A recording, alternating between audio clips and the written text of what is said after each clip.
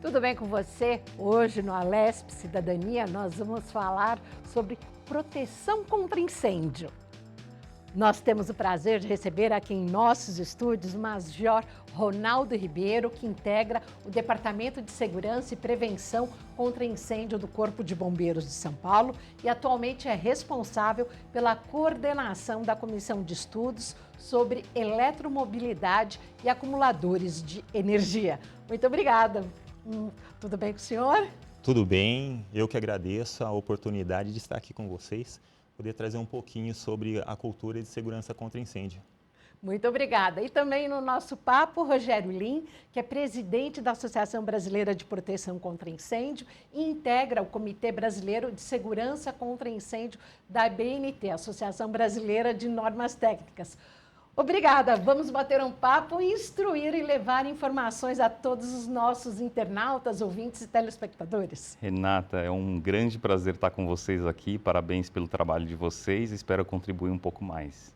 Vamos começar falando de um grande incêndio que tivemos na última semana aqui na capital de São Paulo, que foi um incêndio a um shopping com mais de 200 lojas ali na região do Brás e que acabou praticamente destruindo todo o edifício.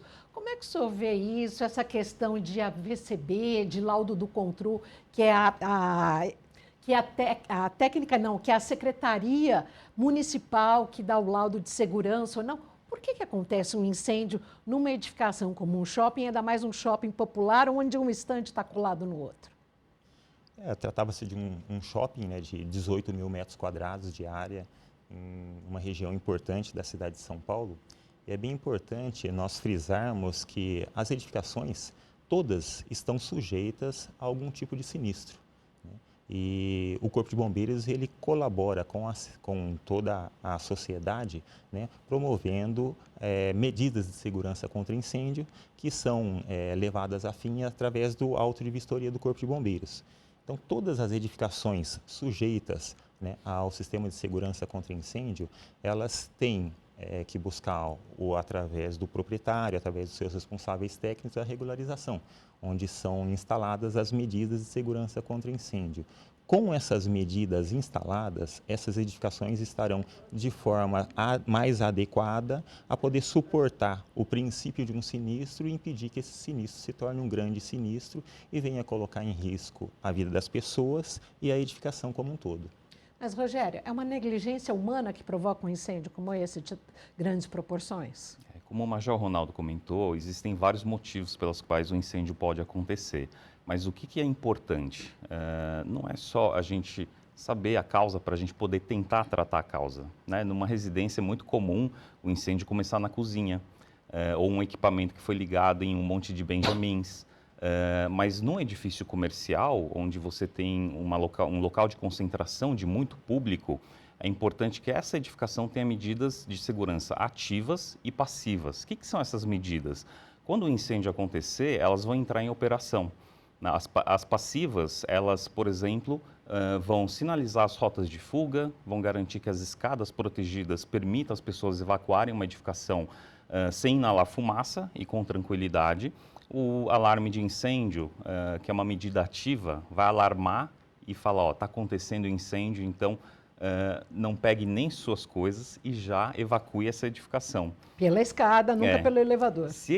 Pela escada, nunca pelo elevador. Se essa edificação e esse incêndio se desenvolveu, aí a gente tem outras medidas. Então, um chuveiro automático, por exemplo, ele ajuda a reduzir a intensidade desse fogo enquanto o bombeiro está chegando. Só que mesmo esse incêndio crescendo muito, como foi o caso desse shopping, onde você tem muitos materiais combustíveis, a gente quer garantir que esse fogo não passe de um pavimento para o outro. Aí vem as medidas de compartimentação de ambiente. E eu quero garantir que essa estrutura não vai colapsar para dar tempo de todo mundo escapar em segurança, né? Então eu tenho a proteção passiva das estruturas também. E eu tenho que garantir que o bombeiro consegue entrar, fazer um resgate, o combate e depois o rescaldo. Então, as medidas de proteção ativa e passiva são extremamente essenciais. Agora, que nem o que você falou sobre as edificações, sobre essa questão do compartilhamento da segurança, que o imóvel não acabe desabando. Isso acontece apenas nas edificações mais novas? Não, ela acontece em todo tipo de edificação. Então, edificações mais antigas, inclusive, dependendo do sistema construtivo, se ele passou por Mais manutenção resistentes. ou não, ele pode ser inclusive mais vulnerável, né? E aí que entra inclusive o problema de veículos dentro dos estacionamentos, né? Então, os veículos hoje em dia eles propagam chamas de uma forma muito mais rápida de um veículo para o outro, porque tem muito mais plástico. Então, se isso cresce de uma forma mais acelerada, o Corpo de Bombeiros tem menos tempo para chegar e combater um incêndio de grandes proporções. A gente teve vários incêndios no exterior que consumiram não dezenas, mas centenas de carros, né, de estacionamentos. Isso veio a colapsar algumas edificações, como o aeroporto de Luton, por exemplo, né? Tiveram 1.400 carros que queimaram e a edificação colapsou, prejudicando os voos, né, e a agenda de todo mundo. Por sorte, ninguém se feriu. Agora, Major, o que explica no caso desse incêndio que tivemos, felizmente, só com 2 vítimas leves na última semana, aqui na capital, no shopping 25 no Brás? Segundo eles, o AVCB estava vencido há 2 meses, o auto de vistoria do Corpo de Bombeiros, mas a licença pelo CONTRU estava ativa sem qualquer tipo de problema, que não era irregular, segundo informações já passadas pela Prefeitura. Um auto de vistoria vencido há 2 meses pode provocar um incêndio? O que é o auto de vistoria e o que ele garante? Já que isso também é exigido em todos os edifícios, comerciais ou residenciais. O auto de vistoria é um licenciamento emitido pelo Corpo de Bombeiros, no qual o responsável pela edificação, ele vai contratar um responsável técnico, que pode ser um engenheiro ou um arquiteto. Esse responsável ele vai fazer uma análise da edificação e verificar quais são os sistemas de segurança necessários para compor a segurança da edificação como um todo. Esse responsável técnico ele vai elaborar um projeto de segurança contra incêndio. Nesse projeto serão previstas as medidas de segurança adequadas, que serão encaminhadas para o Corpo de Bombeiros que faça uma avaliação, uma análise desse projeto. Com a aprovação desse projeto, o responsável técnico ele pode executar e instalar as medidas de segurança contra incêndio cabíveis para a edificação específica. As medidas, elas são de acordo com cada tipo de ocupação. Então, para um residencial, você tem um tipo de proteção, para um depósito, você tem outro tipo, para uma área comercial, você vai ter outro tipo de proteção. Isso vai variar de acordo com a ocupação, com a área da edificação e com a altura da edificação. Então, esse conjunto de situações vão proporcionar que se faça a medida de segurança adequada. Com essas medidas instaladas, o responsável pelo uso, o proprietário da edificação, ele solicita ao Corpo de Bombeiros que faça uma vistoria em loco. O Corpo de Bombeiros ele vai em loco verificar se aquelas medidas instaladas elas estão realmente funcionando, se uma bomba de hidrante ela está funcionando, se um chuveiro automático ele está instalado da forma adequada, se os pontos de detecção de fumaça estão instalados. Então tem um conjunto de medidas que, estando em condições e em bom funcionamento, o Corpo de Bombeiros vai emitir o auto de vistoria do Corpo de Bombeiros para essa edificação. Então, nós entendemos que, a partir desse momento, essa edificação ela está com as medidas adequadas para poder suportar um início de sinistro e fazer com que esse início de sinistro ele seja mitigado no início, que esse é o objetivo, e ele não se torne um sinistro de grandes proporções. Se ele se tornar um sinistro de grandes proporções, nós vamos colocar vidas em risco e vamos também ter o risco de perder toda a edificação. E é isso que o Corpo de Bombeiros e toda a sociedade não gostaria que acontecesse.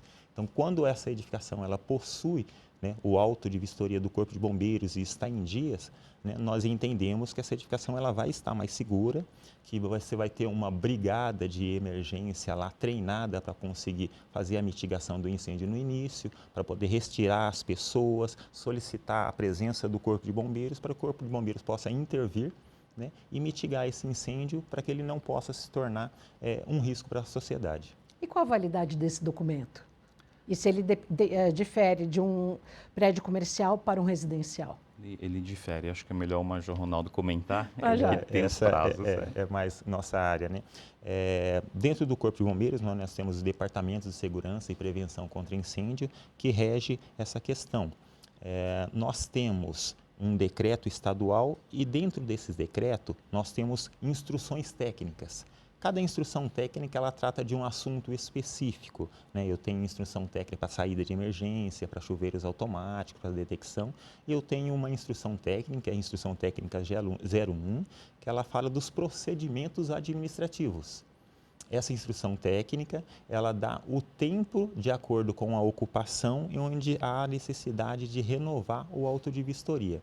Então, eu tenho para aquelas edificações mais sensíveis, por exemplo, uma boate, que é onde eu tenho grande quantidade de pessoas, eu tenho que ter uma boa atenção nesse sentido, então o auto de vistoria ele tem que se renovar a cada ano. Então, todo ano tem que ser renovado. Eu tenho outras edificações, como por exemplo, um depósito, né, onde ele pode ficar mais afastado, apesar da grande quantidade de carga incêndio, eu tenho poucas pessoas lá, eu posso renovar a cada 3 anos.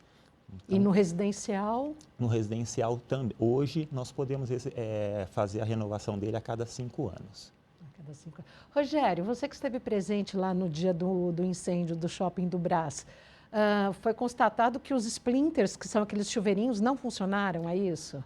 Então, isso é o que saiu na imprensa, né? Eu não tenho dados oficiais, não tenho nenhum acesso a nenhuma perícia ainda, então acho que tem que aguardar as investigações para se confirmar isso. Né? Isso daí foram o que acho que as mídias locais noticiaram, mas não, da minha parte não existe essa confirmação. E o que você viu lá no dia? No dia, muita fumaça, então estava realmente muito complicado de ficar lá. Eu estava usando uma máscara simples, né? Não era uma máscara para esse tipo de situação, igual os bombeiros utilizam, um equipamento que eles chamam de EPR, né?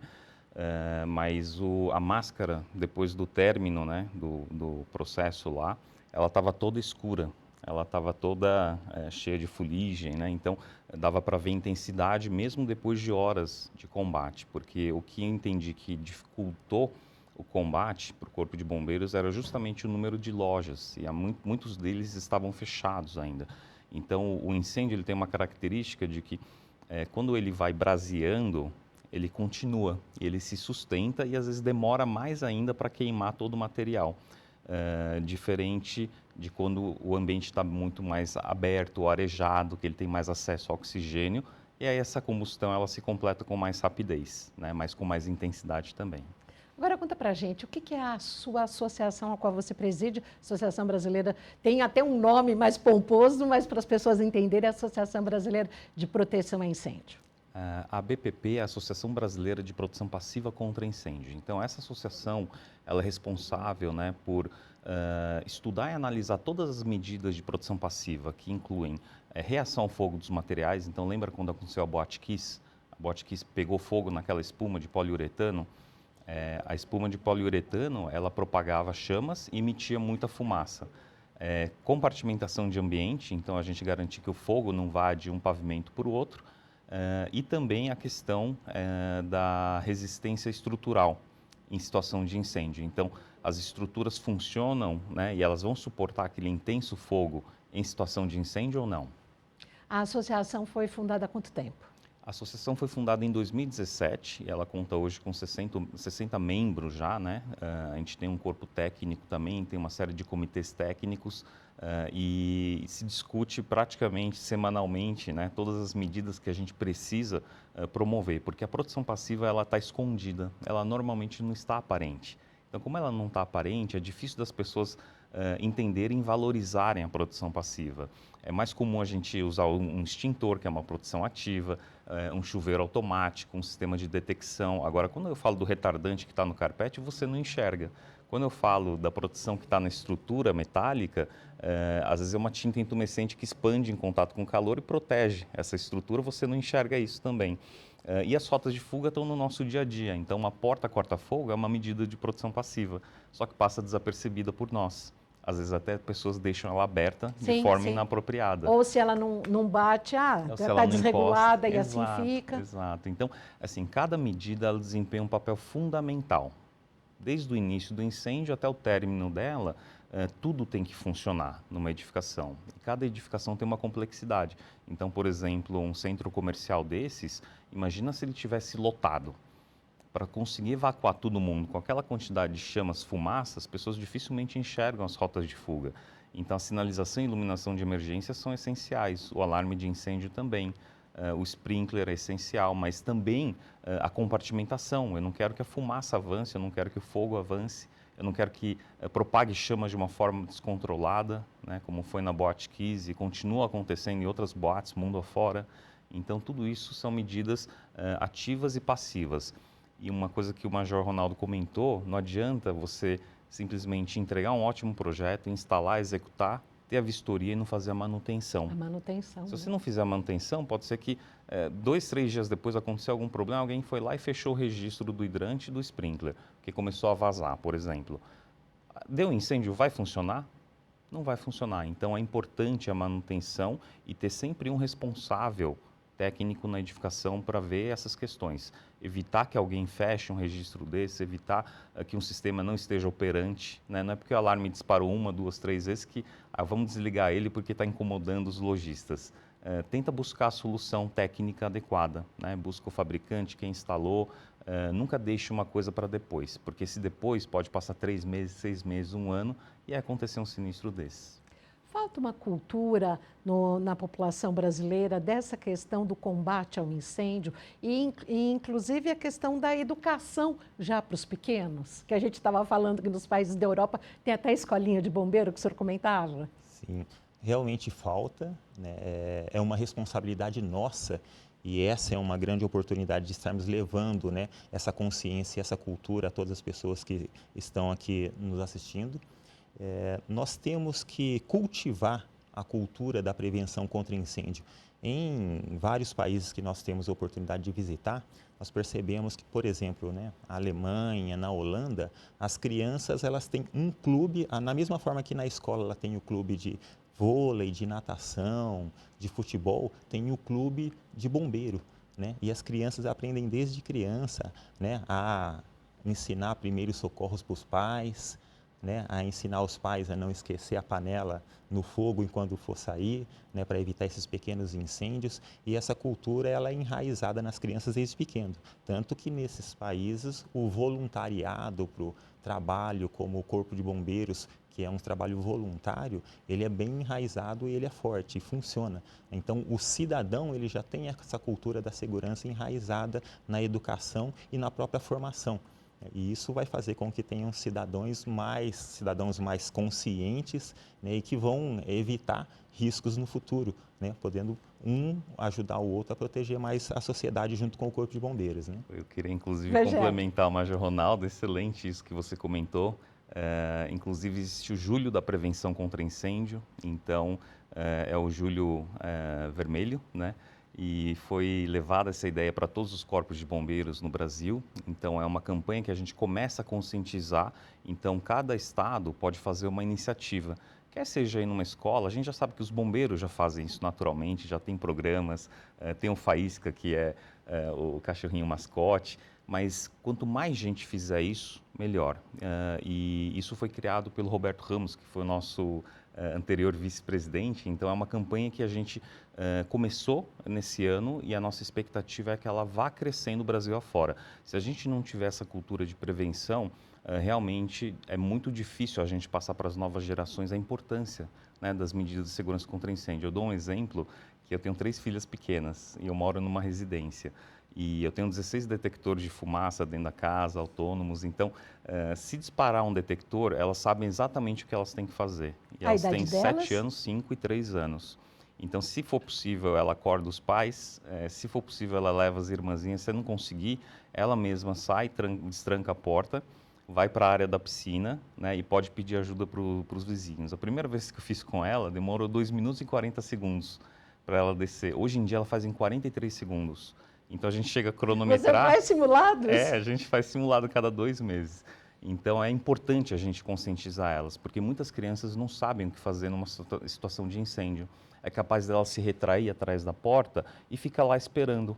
Né? Então eu já ouvi relatos, né, de pais que tiveram casos de incêndio e que a criança ficou ali, parada, congelada. Então se a gente não ensinar isso desde pequenininho, elas talvez não saibam o que fazer. Às vezes um adulto fica paralisado.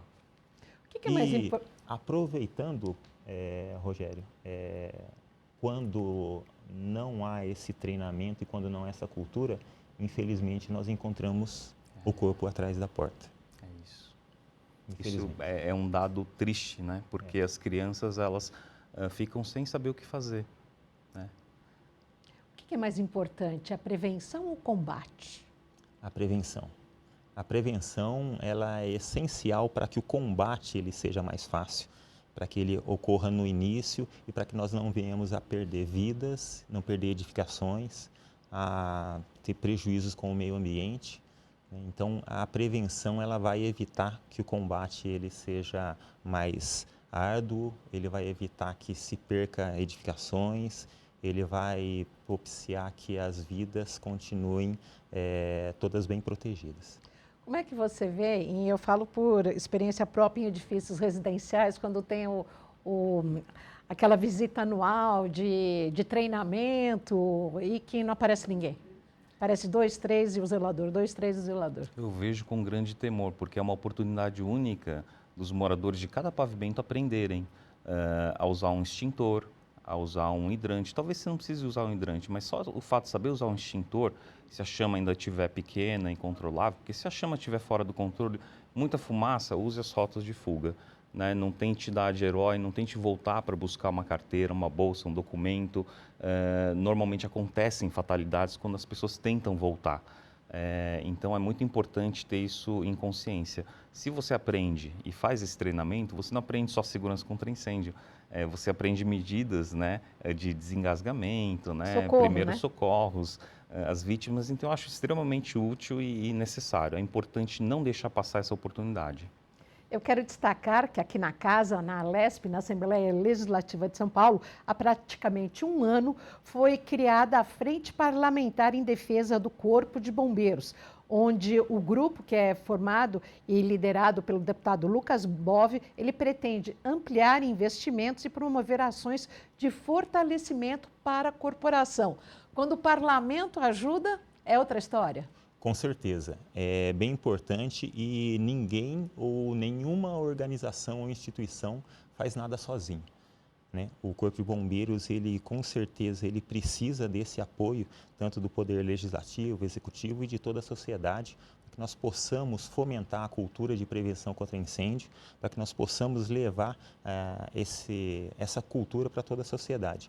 E com certeza, né, agora com esse apoio, né, do Legislativo paulista, o Corpo de Bombeiros ele vai se tornar mais forte, ele vai conseguir entrar nos lares paulistas e levar tudo aquilo que a gente tem de experiência e conhecimento na área de segurança.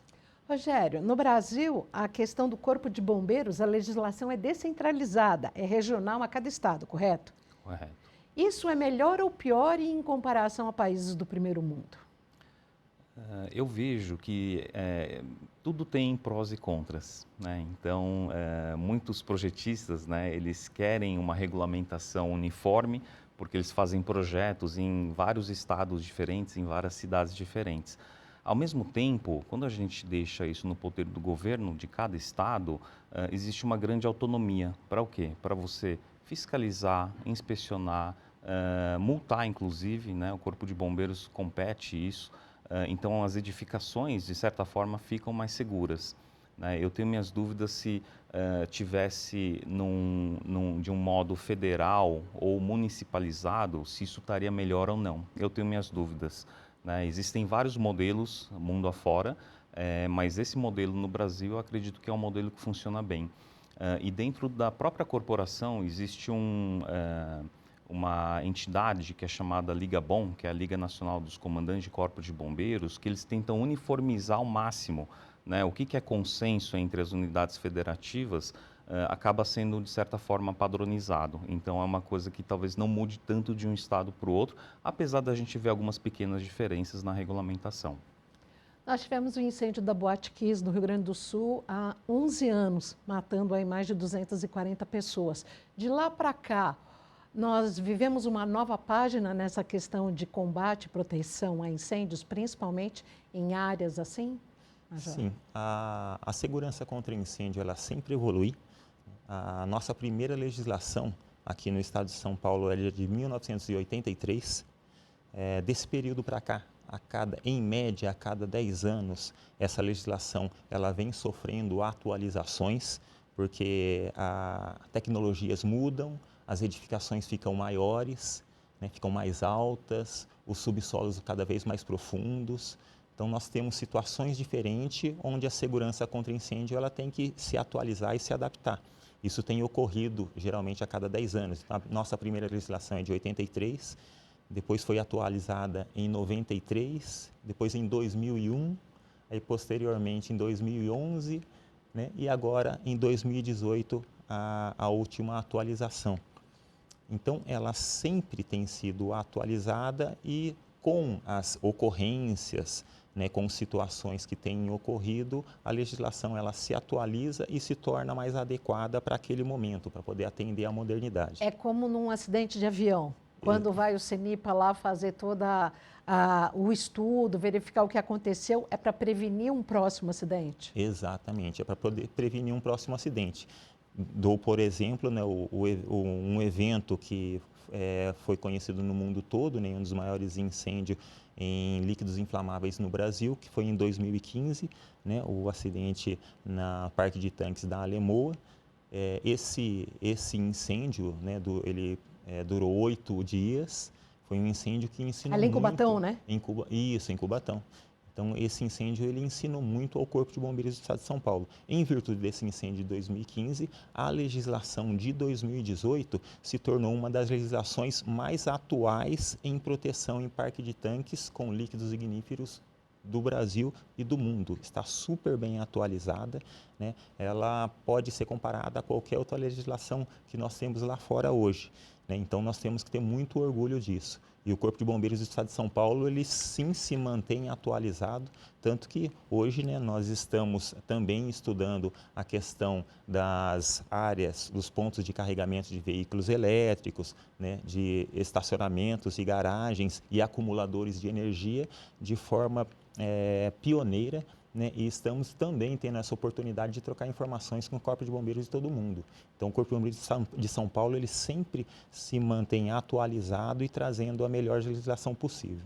O que são acumuladores de energia? As baterias? São pontos de carregamento, os acumuladores... Ou geradores, por exemplo? Os acumuladores de energia, né, as baterias estão dentro do rol dos acumuladores de energia, né, e é uma tecnologia do futuro, né, se nós formos pensar o Brasil como um dos países que tem orgulho hoje, né, de falar que a nossa geração de energia ela é uma geração limpa, porque é hídrica, em questão de 20 a 25 anos, essa energia ela vai mudar de hídrica para solar.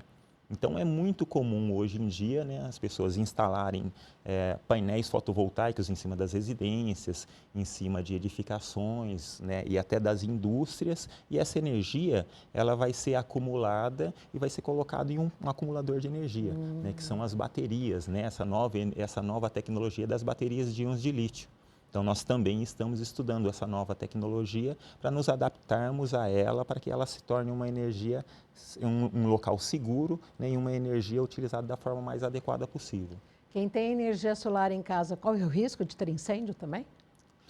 Sim, tem, né, como qualquer outra situação, porque você tem energia, você tem que ter um ponto bem instalado, né, você tem que ter sistemas instalados por empresa adequada, por profissionais que conhecem, né, e se isso for instalado de forma adequada, você vai mitigar qualquer risco.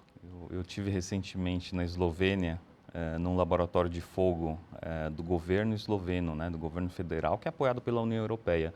E lá eu acompanhei um teste de painel fotovoltaico, onde o sistema de impermeabilização, que pode ser um betume ou algum material polimérico, ele é acelerado o processo de queima dele por conta do painel fotovoltaico. Então, essa é uma das grandes preocupações. Porque o betume é inflamável, né? É inflamável. Você põe um painel fotovoltaico, por mais que ele não tenha muito material combustível, apesar de alguns deles queimarem, porque tem um pouco de polímero, o material de impermeabilização é o que propaga chamas e faz isso ficar descontrolado. Porque quando o fogo bate no painel fotovoltaico, ele volta, então é mais radiação, mais energia que se concentra naquele material de impermeabilização. E aí isso propaga chama por toda a cobertura. E aqui no Brasil a gente tem uma particularidade que muitas residências estão instalando isso, Então, foi redigida uma norma técnica, né, que está, inclusive, dentro da BNT, que está em consulta pública, sobre segurança contra incêndio em painéis fotovoltaicos, que define qual que é as técnicas de instalação, qual o espaçamento que você tem que deixar, porque na hora que pega fogo, a residência unifamiliar, ela não é regulamentada pelos bombeiros. O bombeiro não tem jurisdição de entrar numa residência e falar, ó, deixa eu ver se você instalou da forma adequada, igual ele faz numa edificação pública ou um edifício comercial, no hospital. O mesmo, o mesmo edifício residencial, né? Exato. Residencial ele tem jurisdição nas áreas comuns, né? Então ele pode verificar essas medidas. Mas uma residência não. Agora uma residência não. Só que na hora que pega fogo, quem vai combater? É o bombeiro. E ele está exposto àquele risco. A corrente contínua, porque o painel fotovoltaico durante o dia continua gerando energia.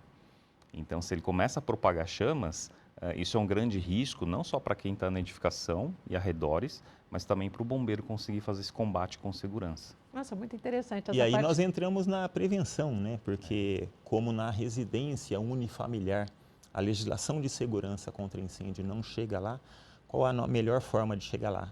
Através dos senhores e através da educação pública. Então, com a educação pública, nós conseguimos conscientizar o cidadão das melhores práticas possíveis para se evitar uma situação de incêndio. Nós estamos aprendendo hoje aqui, aprendendo mesmo, tendo uma lição na Alesp Cidadania sobre essa questão dos incêndios, da proteção a incêndios e das novas tecnologias, que também podem levar a novos acidentes, a novos incêndios. Então, é importante aprender a se proteger.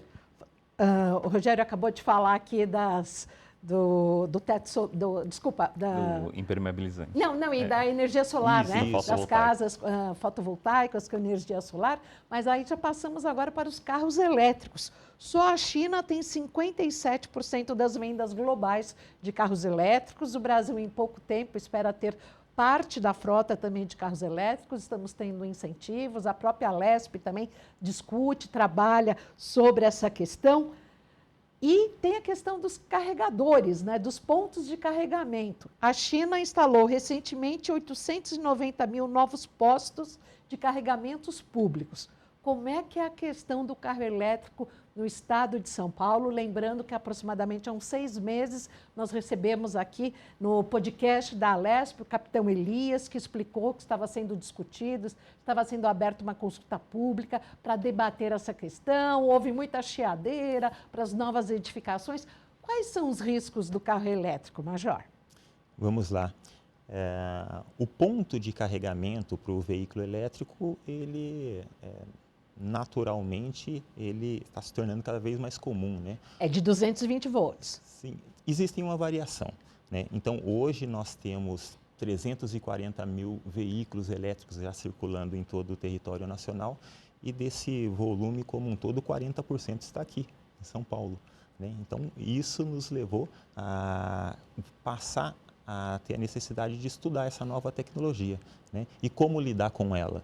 Nós não podemos de forma alguma demonizar uma tecnologia que ela é importante, toda a tecnologia ela é bem-vinda e vem para nos ajudar. Nós temos apenas que aprender a lidar com ela. E o Corpo de Bombeiros iniciou esse estudo, né, há aproximadamente 1 ano e meio, onde foi constituída uma comissão para avaliar a questão da eletromobilidade e acumuladores de energia, onde eu fui denominado o coordenador da comissão. É uma comissão multidisciplinar, onde eu tenho oficiais na especialidade de combate a incêndio e oficiais na especialidade de proteção contra incêndio. Então, unimos, né, esses dois grupos para poder estudar essa nova tecnologia. Desse momento para cá, né, o Corpo de Bombeiros ele estudou por 1 ano, avaliou ocorrências, incêndios que aconteceram fora do país, dentro do país, perícias, materiais gerados por avaliações em laboratório, né, e chegamos à conclusão e colocamos em consulta pública, no dia 4 de abril desse ano, uma minuta propondo que toda a sociedade passasse a ter conhecimento dessa questão, saber que o Corpo de Bombeiros estava estudando essa questão e para que toda a sociedade pudesse contribuir, né, com sugestões, com informações, com estudos, né, com testes, para que a decisão da legislação de segurança contra incêndio que viesse a ser pautada, ela fosse pautada em várias mãos. Não só o Corpo de Bombeiros, mas as montadoras, as construtoras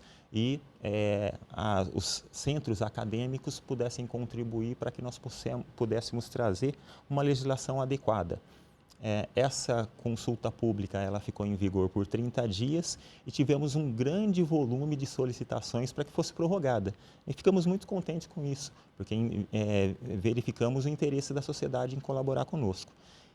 Nesse sentido, foi prorrogado por mais 30 dias, por mais 90 dias. E chegamos a 120 dias, né, de consulta pública, onde nós atingimos um montante de mais de 5.000 laudas de estudos encaminhados para o Corpo de Bombeiros. E foi surpreendente, né, Rogério? Muito bom. E ficamos contentes por isso. Agora nós temos esse material que está sendo avaliado pela comissão de estudos para que possa ser, ao final, encaminhada esse parecer técnico que vai resultar na primeira legislação, né, de segurança contra incêndio, prevendo a questão das bases de carregamento e também da atualização da proteção das garagens de todo o estado de São Paulo. Aí vocês vão publicar um regulamento que tenha a validade de uma legislação, sem precisar passar aqui pela LESP. Exatamente. Como foi muito bem observado aqui pelo Rogério, a legislação de segurança contra incêndio no Brasil, ela é estadual, né, e cabe aos corpos de bombeiros, né, que tem essa liberdade legislativa em cada estado. Então, cada corpo de bombeiros de uma entidade federativa, ele pode legislar sobre segurança contra incêndio, assim como ocorre aqui no estado de São Paulo. Como essa questão é uma questão muito nova, né, é uma tecnologia que estamos aprendendo a lidar com ela, o Corpo de Bombeiros entendeu a necessidade de dividir essa responsabilidade com toda a sociedade. É por isso que nós colocamos em consulta pública.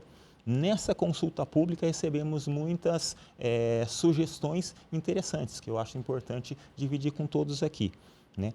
Foi colocado, por exemplo, pelas entidades que para o Corpo de Bombeiros ele ter condições de fazer a melhor legislação, havia necessidade de estudar tudo que tivesse fora do país, né? Então, nós temos que visitar países onde a eletromobilidade... O senhor foi à China? Isso, então nós, cumprindo essa solicitação, né, eu sempre lembro quando eu falo que nós não colocamos em consulta pública só para atender legislação, não, nós colocamos em consulta pública realmente para poder ter o apoio da sociedade. Então, a sociedade nos pediu para conhecer outros países onde a eletromobilidade estivesse mais desenvolvida. Então, cumprindo essa determinação da sociedade, né, fomos no mês de setembro até a China, na cidade de Shenzhen. A cidade de Shenzhen ela é uma das maiores cidades chinesas, né, uma cidade muito desenvolvida, onde a tecnologia, né, e a eletromobilidade ela se encontra, né, no top daquele país. Então, é uma cidade maior que São Paulo, surpreendentemente, uma cidade de 18 milhões de habitantes. É uma cidade com um corpo de bombeiros, onde para a cidade tem um número maior de bombeiros do que todo o estado de São Paulo. Aqui no estado de São Paulo nós temos 8.500 bombeiros, lá eles têm 10.000 bombeiros para atender uma única cidade. Então, aprendemos muito. O tempo de resposta do Corpo de Bombeiros da cidade de Shenzhen, ele é fantástico. Ele, para qualquer corpo de bombeiros do mundo, ele serve como exemplo. Em 6 minutos, quando você solicita o Corpo de Bombeiros lá, vai ter uma viatura de Corpo de Bombeiros chegando na sua porta. Isso é invejável. E aqui, a capacidade operacional do Corpo de Bombeiros também é importante. O que é a capacidade operacional? São quantas ocorrências esse Corpo de Bombeiros consegue atender. No ano passado, eles atenderam 27.000 ocorrências. E isso foi um fator que deu para comparar muito bem com o estado de São Paulo. Aqui em São Paulo, eu tenho um Corpo de Bombeiros que ele é responsável por 645 municípios. Enquanto os corpos de bombeiros, na maioria das situações no mundo todo, ele é um corpo de bombeiros municipal, aqui no Brasil o corpo de bombeiros ele é estadual. E em São Paulo nós atendemos 645 municípios. O Corpo de Bombeiros de São Paulo ele é responsável por 45 milhões de vidas. Esse é o tamanho da responsabilidade do Corpo de Bombeiros. E comparando com a capacidade operacional, enquanto Shenzhen, com 18 milhões de habitantes, atende 27 mil ocorrências em um ano, nós atendemos 500 mil ocorrências. Eles não atendem mais que 5% da nossa capacidade 20 operacional. vezes mais. Então, isso é motivo de muito orgulho para o povo paulista, né? O seu Corpo de Bombeiros tem uma capacidade operacional invejável, como uma das maiores do mundo. Então, nós estamos páreo a páreo com qualquer Corpo de Bombeiros do mundo. Isso nos trouxe muito orgulho e nos trouxe muita experiência também.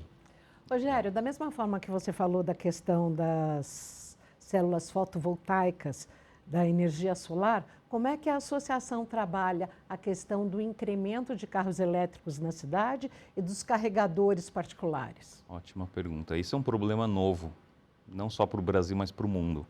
Então, é uma coisa que está sendo amplamente estudada. Você tem muitos centros de pesquisa colocando fogo em carros elétricos, colocando fogo em carros a combustão e entendendo o que está acontecendo nesse processo. Por que a fuga térmica, né, de um acumulador de energia, que é a bateria de íons de lítio de um veículo, ela pode ser algo que assusta a gente. E como que a gente consegue trabalhar de forma técnica para que isso não aconteça, né? Porque a gente sabe que em veículos elétricos a chance de acontecer um incêndio ela é significativamente menor do que um carro a combustão. Mas o carro a combustão interna, a gente está acostumado a ver esse tipo de incêndio e ele acontece, né? No Brasil como um todo, são mais de 28 mil veículos terrestres que pegam fogo por ano. Esses são dados do Ministério da Justiça, Semana passada teve um na garagem do meu prédio. Então, quando acontece um incêndio desses, olha que coisa. Quando acontece um incêndio desse, a gente quer o quê? Quer garantir que a edificação está segura.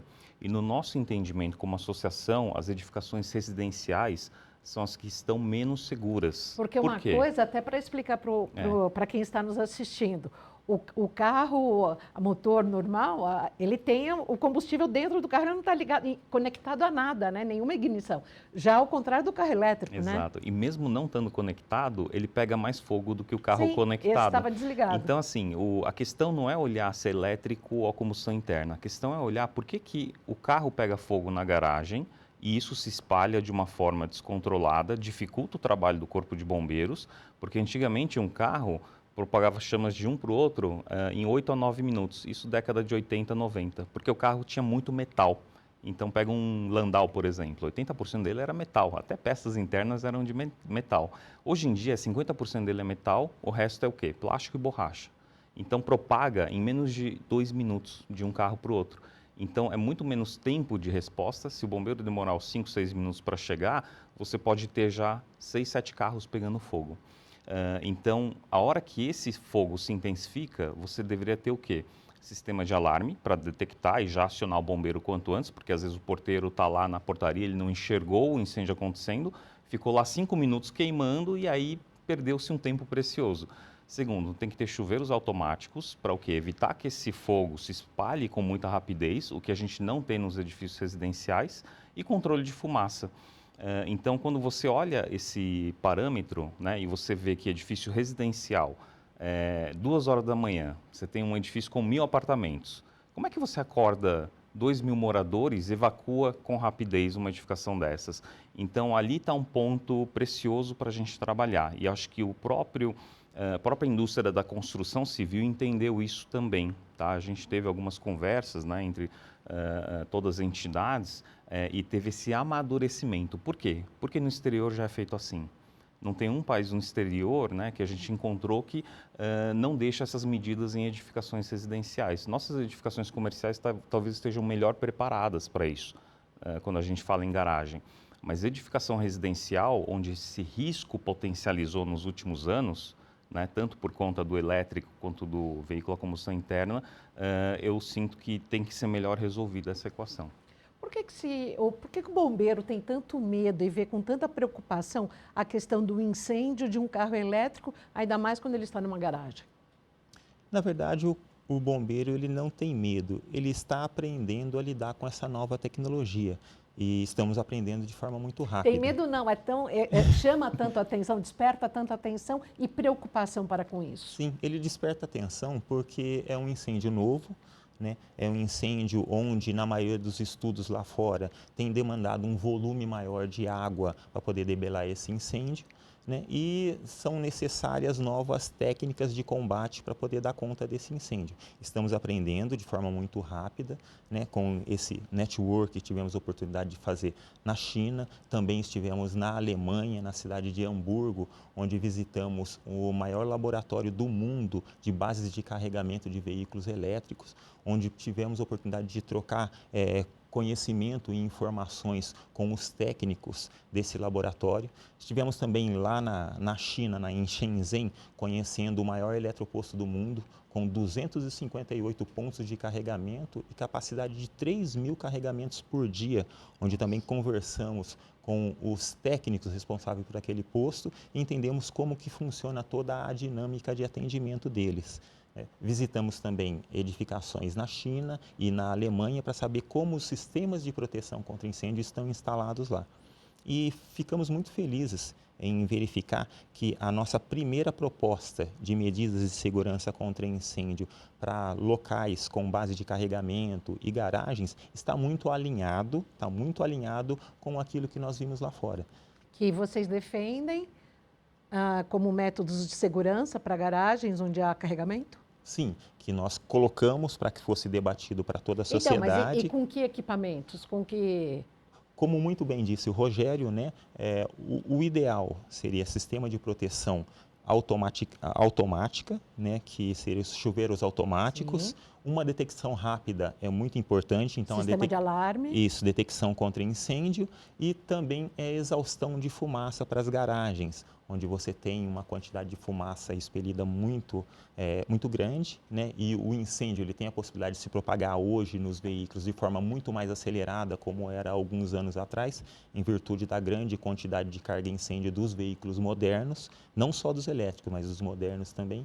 Então, essa necessidade de fazer a exaustão da fumaça que está dentro do estacionamento, de um subsolo, para que seja proporcionado um combate mais fácil para o Corpo de Bombeiros. E tem a questão também das estruturas, né? Porque muitas vezes quando a gente pensa nas estruturas é o que mantém a edificação de pé. A gente não quer botar um bombeiro numa arapuca que de repente ele vai lá combater o incêndio, localizar o foco e aquela edificação começa a colapsar. No Brasil, mesmo tendo muitas construções em concreto armado, até 2002 não existia uma norma de concreto armado, que é atualmente a NBR 15200, dimensionamento de estrutura de concreto armado em situação de incêndio. Então, antes disso, pode ser que a gente tenha estruturas que eram vulneráveis, mais vulneráveis à situação de incêndio. Então, é importante analisar e estudar cada edificação existente.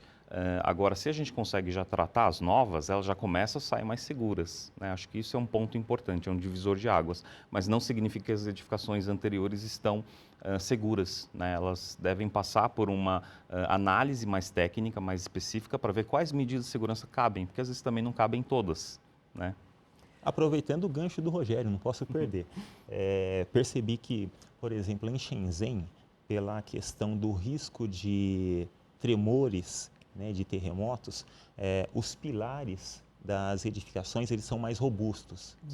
Aqui no Brasil, com a evolução da tecnologia e da engenharia, nós temos pilares mais esbeltos. Isso não significa que está errado, mas em uma situação de incêndio, eles se tornam mais sensíveis, né? Então, o fato já de ter esse problema lá fora fez com que o risco de colapso da edificação se tornasse mais mitigado. E aqui a gente tem que se preocupar com essa situação. Perfeito. Nós estamos quase chegando ao final do nosso programa. A gente tem um mundo ideal, que é o que vocês estão falando, mas tem um mundo real, que é das pessoas que já têm carro elétrico, que já estão, os condomínios nos grupos de zap se movimentam. Não, eu chamei tal engenheiro para fazer a ligação, para fazer... O que tem de gambiarra, o que tem de arapuca, o alerta que vocês fazem? O que deve evitar, o que deve ser feito? Por favor, vocês dois que são especialistas. Para os síndicos e moradores, né, principalmente dos residenciais, é importante deixar bem frisado, o Corpo de Bombeiros ele não vai deixar de emitir o auto de vistoria do Corpo de Bombeiros para as edificações que hoje se encontram com base de carregamento de veículos elétricos. Até porque a legislação ela está sendo pautada e quando essa legislação estiver pronta, nós teremos a possibilidade de colocar em prática. Por enquanto, o vistoriador ele vai até o local, vai fazer a vistoria e ele vai fazer uma observação para que isso seja adequado no futuro, mas ele não vai impedir que o auto de vistoria seja emitido. Isso é bem importante para que todos os síndicos fiquem tranquilos, né, que estamos estudando e em breve a legislação estando pronta, né, todas as medidas necessárias serão previstas. Então, fiquem tranquilos nesse sentido, nenhum auto de vistoria ele vai ser impedido de ser emitido por ter uma base de carregamento de veículos elétricos lá. Contudo, é bem importante que o síndico ele contrate uma empresa adequada, profissionais que tenham conhecimento para que possa fazer a instalação de uma estrutura adequada e que dê as seguranças necessárias para o local. E para fazer essa instalação adequada, o carregador tem que ser certificado, então tem que ser um produto devidamente certificado, ele tem que seguir a norma NBR 17019, que é uma norma específica de instalação de carregadores, né, de veículos elétricos. Ele tem que ver se as instalações atuais permitem isso. Existe uma boa prática de não fazer a derivação direto da unidade também. Seguir a NBR 5410, que é de energia, segurança em instalações elétricas. E, por fim, ter esse profissional que assine a responsabilidade técnica. Não é qualquer profissional, tem que ser um profissional normalmente recomendado pela concessionária, normalmente que tem as credenciais para poder assinar essa responsabilidade técnica. Se 50% das vagas na garagem tiverem o carregador, é preciso mudar a capacidade elétrica, e até, por favor, me corrijam se eu estiver usando o termo errado, a capacidade elétrica do condomínio? Isso vai depender de condomínio para condomínio. Porque, e mudando às vezes, até fiação, se for o caso? Isso vai depender de condomínio para condomínio. Um engenheiro elétrico tem que ser contratado. Os edifícios mais antigos, por exemplo. Projeto, né? Tem que ser feito o dimensionamento para cada caso, tem que se analisar caso a caso. Não existe uma fórmula pronta, tá? Tem alguns casos que já vai estar preparado, né, que é possível instalar, e tem casos que não. Você vai ter que talvez fazer alguma alteração, solicitar às vezes até para a concessionária alguma medida diferenciada. O profissional com experiência, ele vai saber avaliar a condição de demanda de energia daquela edificação e vai dizer, olha, aqui você pode instalar 5, 10, 20, 30 pontos de carregamento, porque a estrutura que você tem hoje atende. Comporta. Ou você quer instalar mais que isso, então tem que ser instalada uma nova estrutura para que possa atender essa demanda. E nem sempre você, tendo aquela capacidade, às vezes você tem sistemas inteligentes que autogerenciam isso. Então, ele evita puxar toda a corrente que possa danificar ou não ser suportada na rede e ele distribui isso, porque não é normal todo mundo chegar em casa e ficar carregando 100% todo dia. O normal é a pessoa carrega, se usa em perímetro urbano, ela vai usar a semana inteira e uma vez por semana ela carrega. Então, tem que ver essa questão também. Existem sistemas inteligentes hoje que gerenciam a rede. Não é barato, né? Aí acho que depende de cada, eu não conheço também. De investimento, mas claro. E para encerrar, vocês têm visto muita gambiarra que vem sendo feita nessa questão da implantação de carregadores, sejam em casas ou condomínios e até mesmo supermercados, pequenas lojas? Eu vi gambiarra até na Europa. Isso significa que... Não é privilégio nosso. Não é privilégio nosso, do jeitinho brasileiro. Então, o jeitinho não é privilégio do brasileiro, né? É uma questão de educação do ser humano, né? Acho que nós, como um todo, estamos aqui para poder levar esse conhecimento para as pessoas, para poder evitar que ocorram as gambiarras, para evitar que ocorra um jeitinho, para saber que as pessoas elas têm que fazer as instalações da forma mais adequada, contratar um profissional adequado para poder ter o melhor dos resultados. Isso funciona como qualquer outra situação na vida. É isso. Né? Não só para as bases de carregamento, mas para todas as questões que levam a nossa vida. Acho que é importante, eu gostaria de aproveitar a oportunidade de dizer que o Corpo de Bombeiros está fazendo a sua parte, né? Houve a determinação da sociedade, nós entendemos isso como uma ordem, que nós temos que estudar todos os códigos né, que estão sendo avaliados no mundo como um todo, né, estamos fazendo isso. Temos também que fazer um network com outros corpos de bombeiros para saber como os outros corpos de bombeiros estão avaliando, estão se preparando para preparar os novos procedimentos de combate a incêndio, né, a incêndios dessa natureza. Então, estamos fazendo também essa parte. E houve uma terceira determinação da sociedade que nós temos que fazer testes. Então, estamos já fazendo esses testes com a colaboração de algumas montadoras em locais abertos, em locais fechados, para que nós possamos padronizar princípios de proteção para edificações novas, diferente dos princípios de proteção para edificações existentes, para que essa legislação ela seja adequada, né? E ela possa garantir segurança e possibilidades, né, para as edificações novas e existentes. Nesse sentido, né, nós estamos conseguindo finalizar os estudos. Tivemos a oportunidade de ir até a China, até a Alemanha. No Brasil, a Ligabom, como disse o Rogério Lim, que é a Liga Nacional de Corpo de Bombeiros, no mês passado instituiu a formação de uma comissão nacional, no mesmo padrão que nós fizemos aqui em São Paulo. Então, foi instituída uma comissão nacional que hoje ela tem como presidente o coronel Schroeder, que é um oficial aqui do estado de São Paulo, né? Temos como vice-presidente o tenente-coronel Alessandro Lima de Freitas, que é hoje o chefe do Departamento de Segurança contra Incêndio, e eu fui nomeado secretário executivo dessa comissão nacional. Então, todos os entes federativos estão nomeando 2 oficiais dos corpos de bombeiros para que nós tenhamos no futuro bem breve, uma legislação padronizada em toda a federação. Então, todos os corpos de bombeiros hoje estão conversando e se preparando para que essa legislação ela seja moderna e atenda à necessidade de segurança contra incêndio do estado de São Paulo e do país como um todo.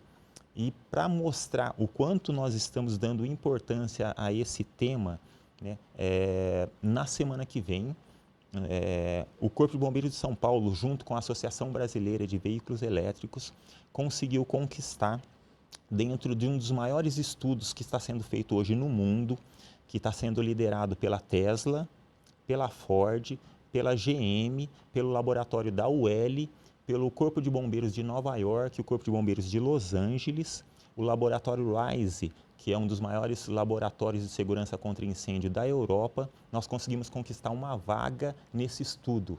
Então, estamos indo para lá na semana que vem, onde serão feitos testes de incêndio reais em veículos dentro do laboratório. Isso é um orgulho para todo o Corpo de Bombeiros do Estado de São Paulo, para os corpos de bombeiros do país, e estamos mostrando que nós estamos no mesmo nível de todos que estão estudando esse assunto no mundo. O senhor que vai? Sou eu que vou. Opa, na volta então já sabe, né? Está reservado aqui o seu lugar de fala para vir contar para todo o nosso público aqui da Rede Alesp. Vai ser um prazer. Rogério, muito obrigada pela sua participação. Muito obrigado. Major, muito obrigada. Certamente um programa super instrutivo, porque o carro elétrico não é o carro do futuro, é o carro do presente. A gente tem que tomar muito cuidado para evitar acidentes e propagar incêndios em função dessa questão, principalmente na hora do carregamento desses veículos. Muito obrigado e voltem. O senhor é obrigado a voltar para contar as novidades para a gente. Conte conosco. Obrigado, Renata. E obrigada a você pela sua audiência multiplataforma aqui na Rede Alesp.